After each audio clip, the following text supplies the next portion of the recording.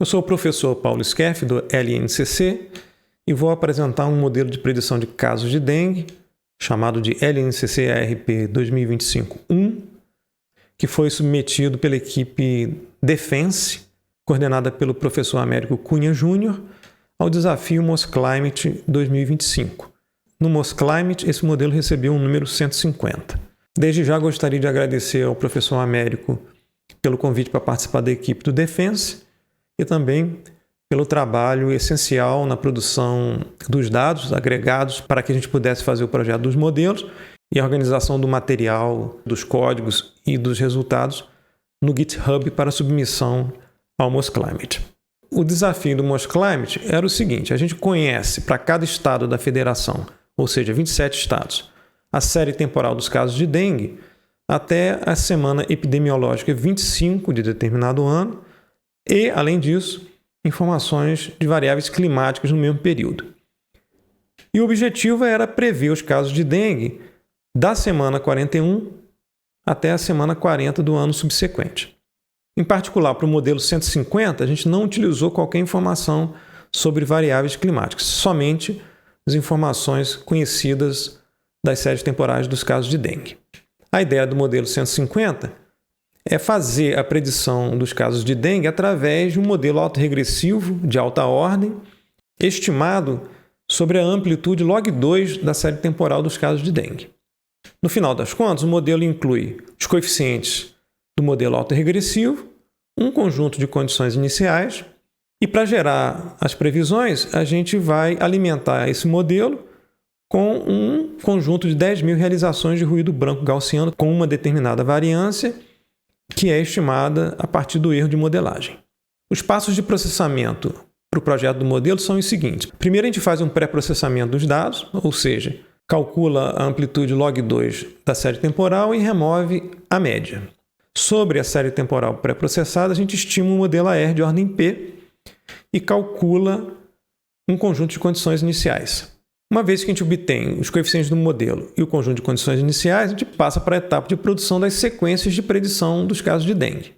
Isso vai envolver o seguinte: excitar o modelo com uma entrada estocástica, cuja saída vai ser associada a uma série temporal que prediz os casos de dengue no futuro. As entradas são geradas através de um processo gaussiano, ou seja, 10.000 realizações de um processo gaussiano de média zero, e com uma variância estimada através do erro de modelagem.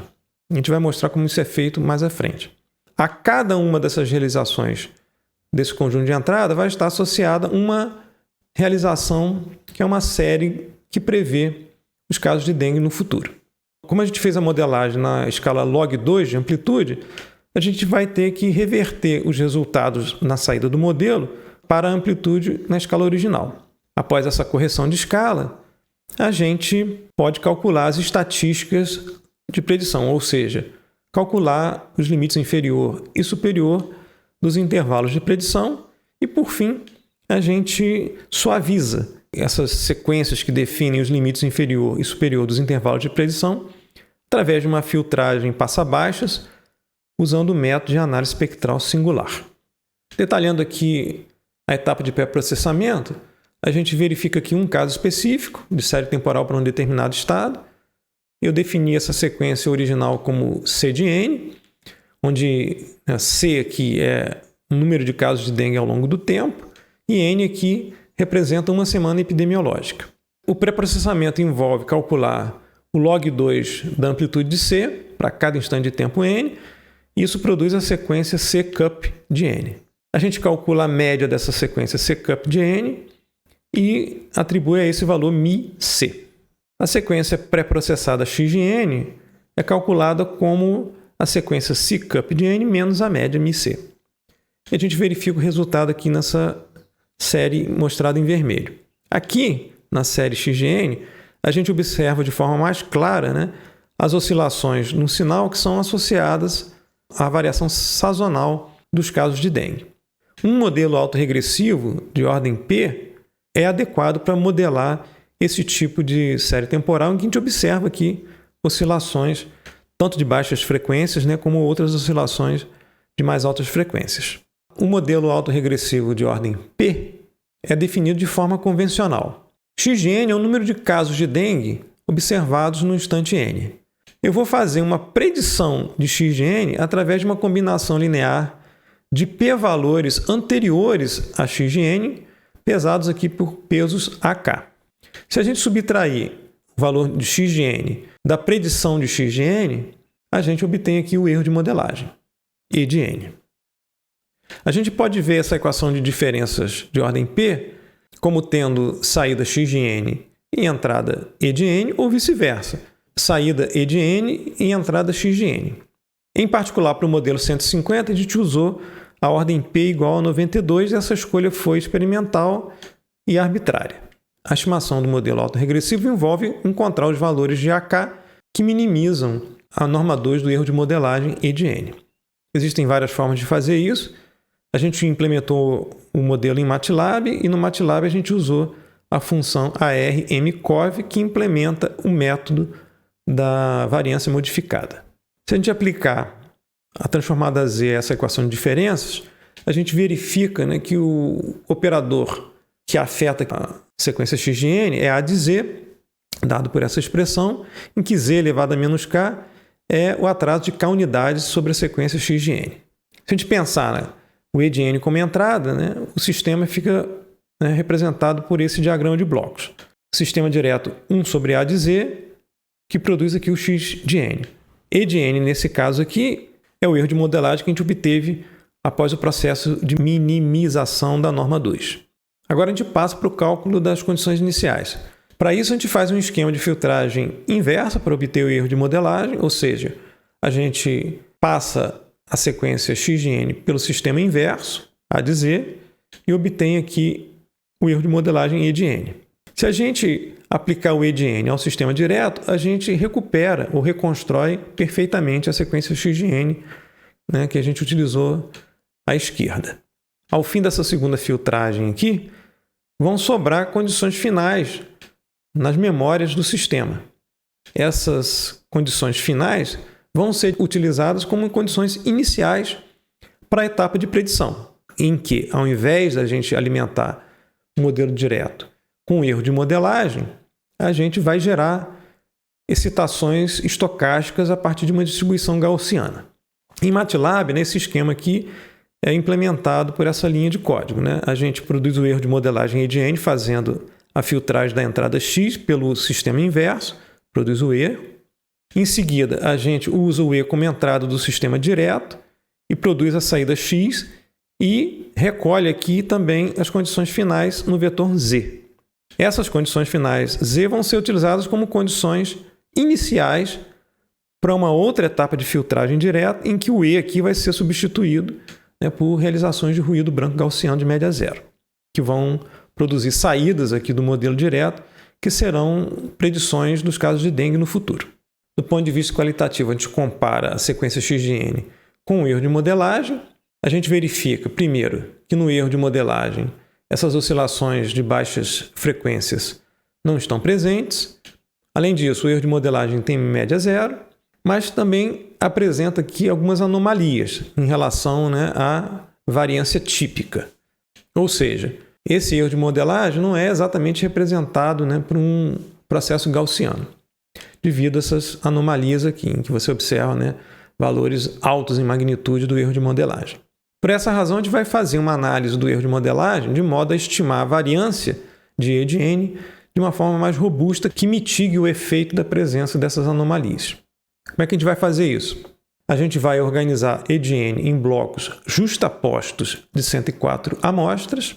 Para esse exemplo que eu estou mostrando, isso vai formar um conjunto de 7 sequências de 104 amostras. Nota que 104 amostras equivale a 2 anos, de 52 semanas epidemiológicas.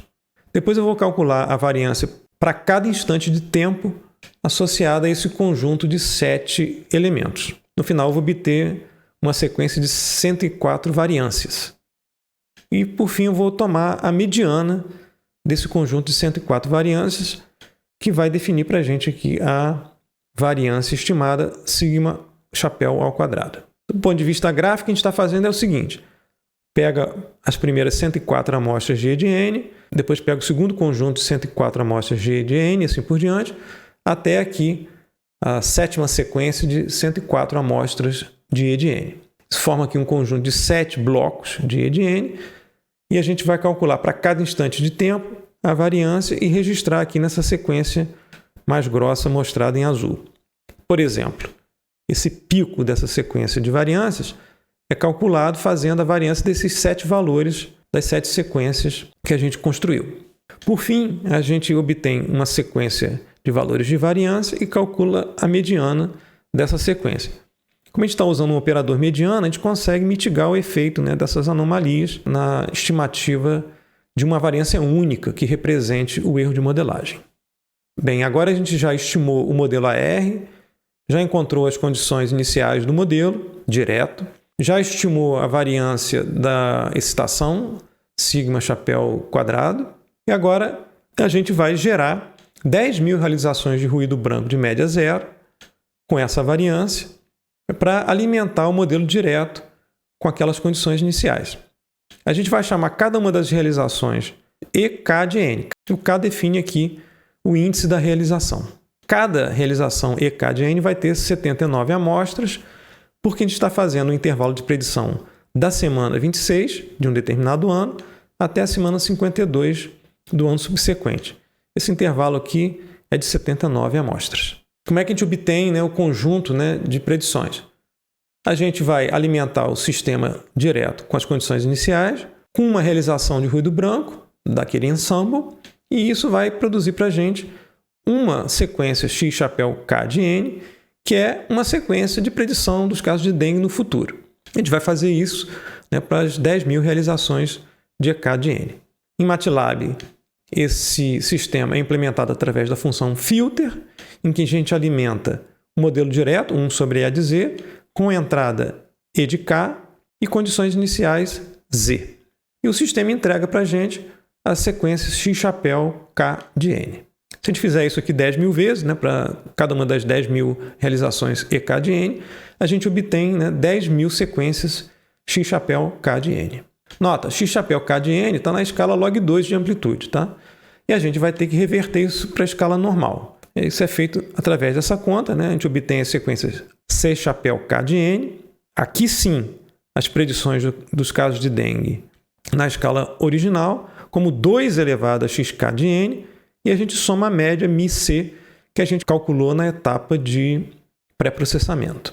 Desse ensemble de 10.000 sequências de predição C chapéu K de N, para cada instante N, a gente calcula 9 percentis, com os percentuais aqui 2,5, 5 e assim por diante, até 97,5%.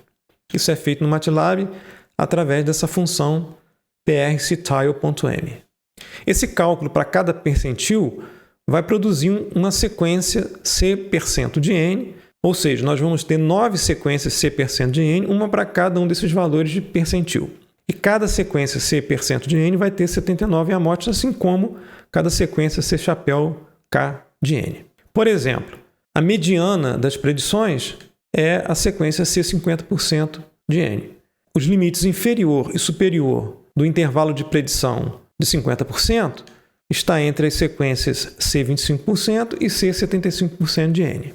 Por fim, a gente suaviza as sequências que definem os limites inferior e superior dos intervalos de predição. Da mesma forma que a gente suaviza também a sequência mediana.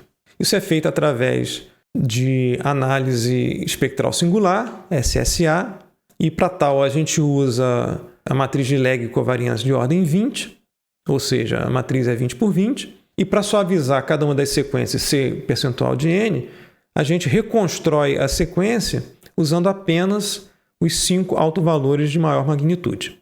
Então, no final das contas, a gente vai ter cada uma das 9 sequências suavizada através desse esquema de suavização.